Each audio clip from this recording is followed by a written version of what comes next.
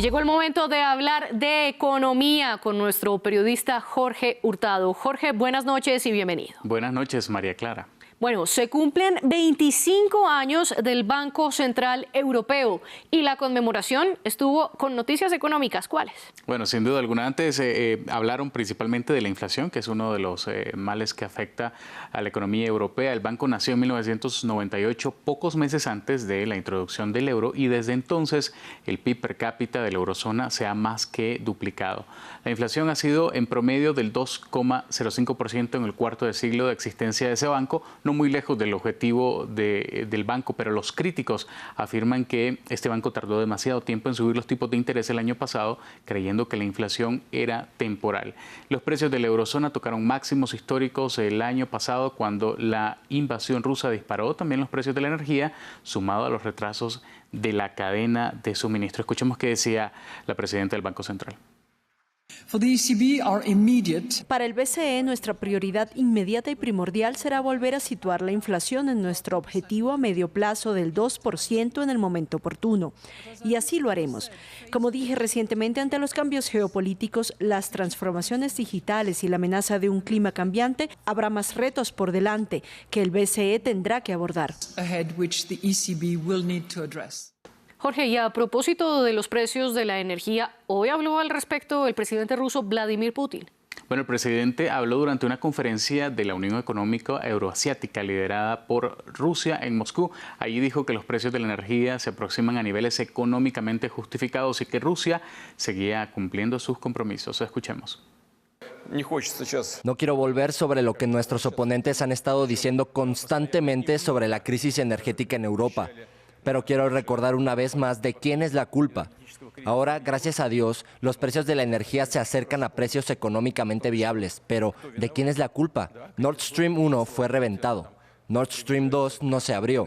La ruta de gas, llamada Europa, a través de Polonia, fue cerrada por Polonia. Северный поток 1 взорвали. Ahora vamos con la noticia que ya habíamos adelantado en nuestros titulares, el presupuesto de Israel, que hoy el gobierno de Benjamín Netanyahu lo aprobó entre críticas. Bueno, este presupuesto se aprobó luego de semanas de conflictos internos en el gobierno por la distribución justamente de esas partidas. Una de las mayores críticas es por establecer más financiamiento para subsidios a los religiosos. Según los detractores, esto mantendrá a muchos de ellos sin trabajar y fuera del mercado laboral. El presupuesto contempla asignar unos 3.500 millones de euros en fondos que en parte irán a entidades y programas ultraortodoxos. La población secular siente que los impuestos que pagan van a estos religiosos, que representan el 13,5% de la población, y más del 50% de hombres de esta comunidad se dedican al estudio, reciben subsidios y no trabajan.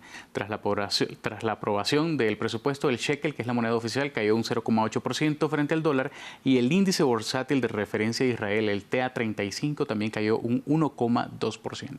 Hablemos ahora de América Latina, concretamente de Ecuador. Vimos que el presidente Guillermo Lasso se pronunció y dio una rendición de cuentas de su gobierno. ¿Qué dijo en materia económica? Bueno, es el segundo decreto que emite Lasso en este periodo extraordinario que le permite gobernar básicamente por decreto. Hablamos de la Ley de Atracción y Fomento de Inversiones para el Desarrollo Productivo, que, según Lasso, busca reducir los costos y producción y generar muchos más empleos. La normativa menciona el desarrollo económico en zonas fronterizas de Colombia, con Colombia y Perú, y sugiere exonerar también del impuesto a la renta por 10 años a los inversores y por 15 años a quienes lo hagan en estas zonas de la frontera.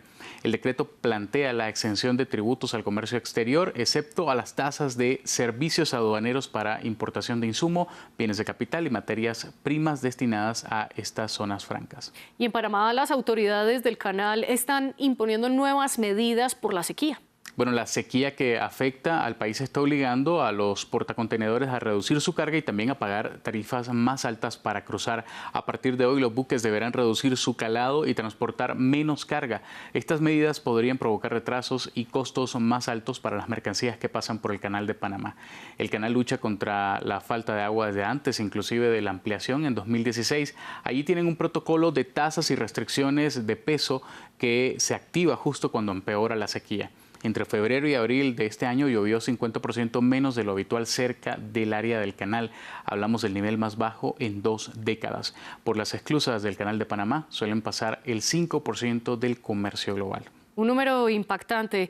Y hablando de números, ¿cuáles son los indicadores de este miércoles? Empezamos en Estados Unidos. La bolsa de Nueva York cerró a la baja, ya que las conversaciones entre la Casa Blanca y los líderes del Congreso sobre el aumento del techo de la deuda de Estados Unidos seguían sin resultados.